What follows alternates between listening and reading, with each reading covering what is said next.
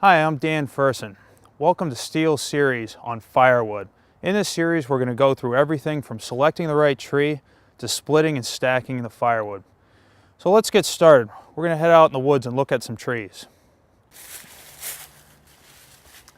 So one of the most important decisions that you make when selecting firewood is what kind of tree to use.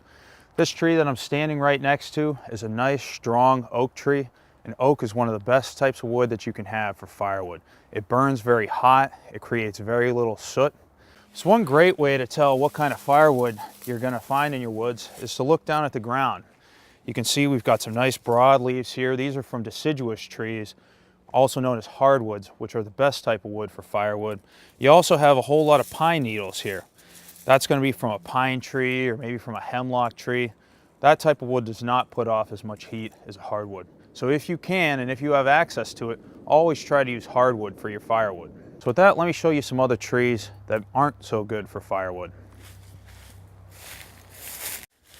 So not all hardwood trees are created equal. This oak tree right here has been dead for a very long time. That means this tree's been eaten by bugs, a lot of moisture has gotten into it, and it's actually starting to rot. You can see the bark is coming off in a lot of places. There's actually insects living underneath this bark.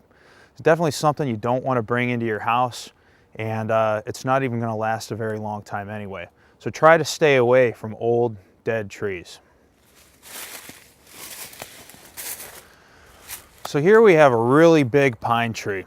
If you look at this tree, it's tall, it's straight. You would think that this would be ideal firewood.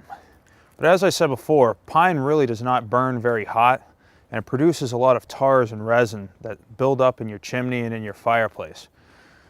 You can tell that it's a pine tree or a coniferous tree because the branches nearby that have fallen out of the tree are going to have needles and it's going to stay green year-round. In some states, you have to use this type of wood for firewood because there just aren't hardwoods. That's especially specific in the western part of the U.S.